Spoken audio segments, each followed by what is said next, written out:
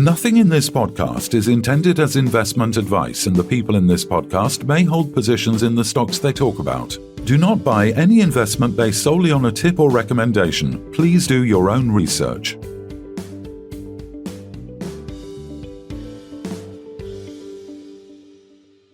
Hello and welcome to the Midweek Takeaway. Today we're joined by Colin Bird, Executive Chairman of Kendrick Resources. Welcome back, Colin. How's things? Very good, thank you. Very good. And you? Yeah, very good. Very good. Busy times, right? Very busy. You know that a lot of people bottom fishing at the moment. A market which is totally unrealistic. Massive disconnect between, not every company, but quite a lot of companies. Big disconnect, massive disconnect between true asset value.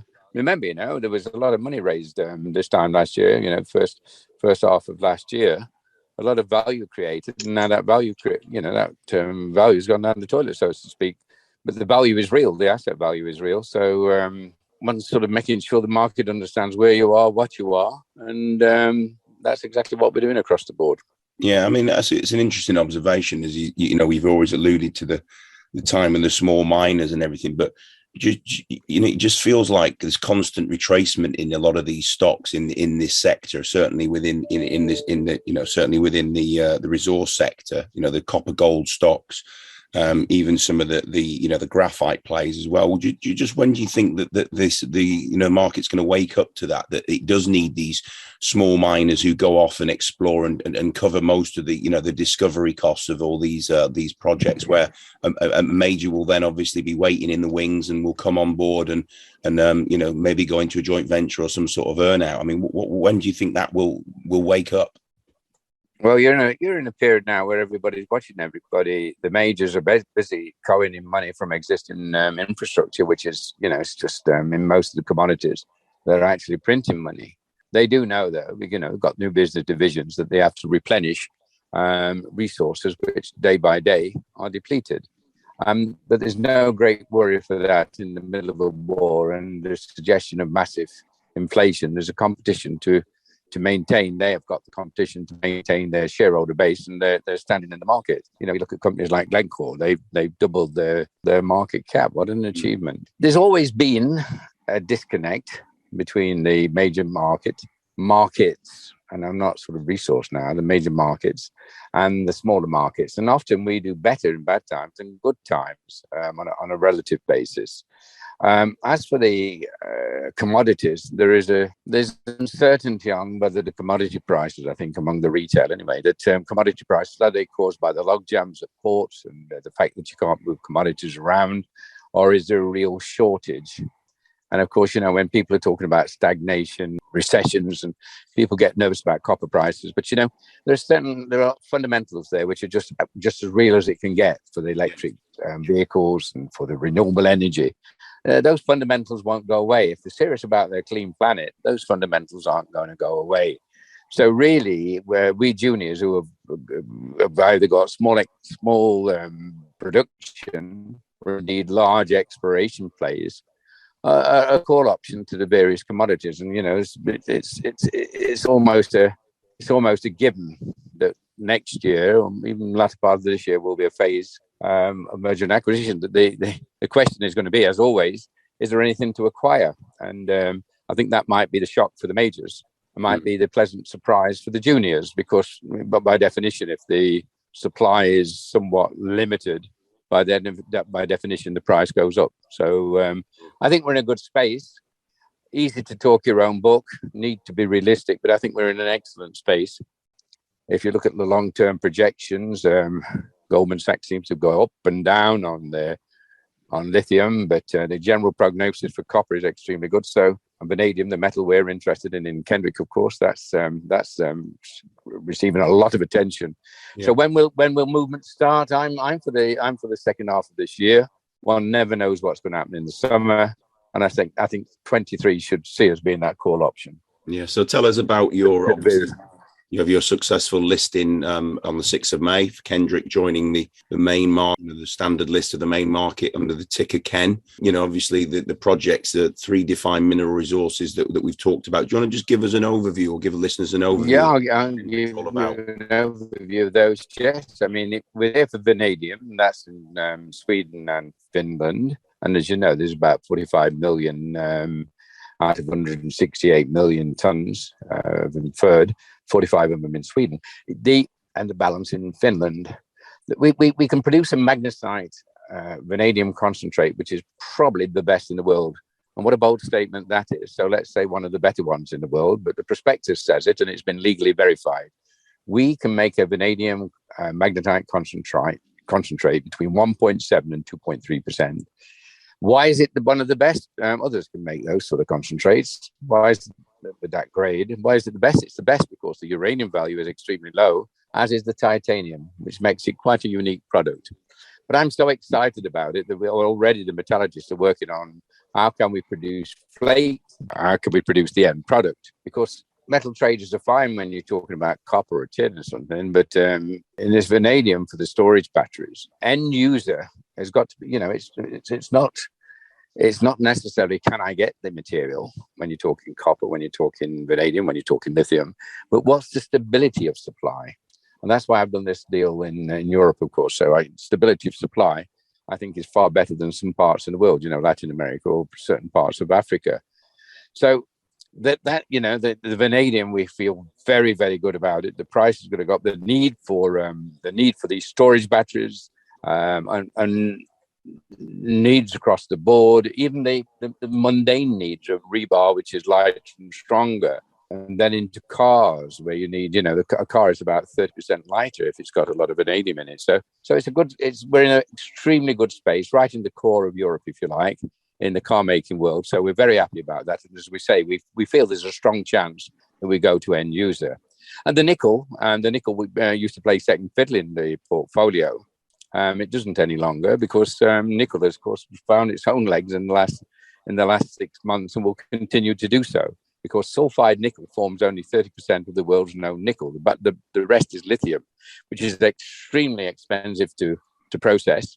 The laterites, the balance. And so if you look at laterites versus sulfides, and our projects are predominantly sulfide, we feel our nickel projects are in a good space there too. The good news is that they're all open-ended. Stormia project, that's open-ended, and we've identified strike and dip possibilities. The Esplanade, that is not even modeled. There's an whole bunch of boreholes which have to be digitized and modeled. And I was very impressed initially with the big runs, some of them 100 meters, but certainly an average of 50 meters, where you got reasonable, as high as 0.8, 7.75 nickel with about 0.2, 0.3% copper. A very nice mix. Very thick, and fits in with the Swedish way of mining, where they take the top bench and they, highly mechanized. I mean, you can go down a mine in Sweden and wonder where everybody is. They can operate a mine with about 20 people per shift, with 2 or 3 trucks, a jumbo. You can fire out 2,000 or 3,000 tons a day. So, right place, right time, and the sort of ore body what suits the nation. And as for plants, there's Turkey where they're actually making small modular plants, as they've been doing in China for the last 10 years. And every year it gets better, the Chinese plants. So we're not bothered about being able to buy small plants. We know we'll be able to buy them. And we also know that the sellers are often will JV with you. So whilst vanadium's exciting, so is nickel, and it's come up alongside. But I'm really phased by this whole vanadium storage side of things, because effectively we're talking about the ability and the requirement for the world to store electricity when it is in surplus, so we can use it when it's not in surplus. And this is the whole green ethics, because all of a sudden you can't just burn some gas or oil or coal to produce electricity when the demand is high. So if we're going into this system, then vanadium seems to be the metal of choice for long store batteries, no? Yeah, absolutely. But I guess you talk about your fossil fuel uses there, but of course the most important use is that, a wind turbine and solar energy. When the sun goes out, so does the electricity. And when the wind drops, so does the turbine. So the ability of there are some nice pictures, I should send them to you, of banks and banks as far as the eye can see of solar energy panels. And at the end of each one is one of these nice vanadium storage batteries. So, the ability to conserve energy is as important when that energy is not 24 hours as it is to be able to, produce it and generate it. And with fossil fuels, we can basically turn the tap on and off whenever we want to create the electricity. But with the renewables, we cannot do that. If we have an abundance of them, we have to store the electricity so we can use it when we want. And that's really where the whole vanadium scenario comes in. Without those storage batteries, then this can't work for the grids of the world. It will not work. That's right. Well, that's absolutely right. And of course, if you want to take the conceptual philosophical argument forward, there won't be grids. And these things will be localized to either residential areas or to industrial areas. So it'll be an all new ball game of power reception and power generation. Yeah, I mean, it's obviously a big change in people's minds and the way they're thinking. But why is vanadium so good in these long storage batteries? What is the reason why it's so good? Well, it's electrical properties, it's its lightness, and but essentially electrical properties. I mean, why is platinum so good as in a catalytic converter? It just is that research says when you look at a nickel cobalt battery, then that's that the connection of nickel and cobalt works, and likewise vanadium in the research proves to be the cheapest, most effective means of storing energy, along with other metals. But generally, those other metals are catalytic. Am I right in saying also that the vanadium basically doesn't lose its ability to store as well? Like a they've got a wonderful store life. A wonderful storage life, and back to batteries in general. Have you seen some of the batteries now are storing for 600 miles. The cars can go 600 miles. I'm not saying that's vanadium. There are other types of batteries as well, but the progress which has been made in 3 years is beyond belief. Yeah, but the ability for a vanadium battery to basically be recharged and then give away its electricity, recharge, give away its electricity, it really doesn't deteriorate very, very much at all. It can go on for many years, I think. Absolutely. You're not looking into something you've got to replace every 6 months or every 2 years. No, absolutely. Once you've got your redox cell battery running up, then it's a fixture, like a fixture in any type of power station, irrespective whether it's nuclear, whether it's coal. I guess you've got to have stay in business capital. Certain things will be renewed, but you're not talking about movable parts here. Remember, so a transformer. I mean, if you look at transformer coils and static, you're not changing the coils every 5 minutes. So you're looking at something which is static and without moving parts. And where are the other main deposits of vanadium then in the world? Russia was responsible for 35% of the world's vanadium, so we don't want that disaster to be. I don't. But the last thing I want to do is promote Kendrick on the back of a disaster in Ukraine. And quite frankly, the sanctions, and that means that 35% of the world's vanadium has gone missing.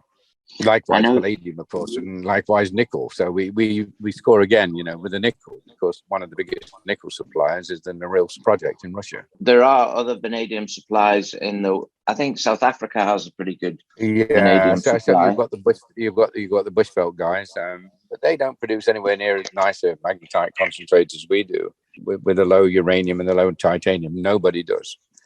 So I wouldn't say we're first movers or prime movers, but we're certainly extremely well positioned based on size and quality. Okay, so going forward, 12 months from now, where do you see this project?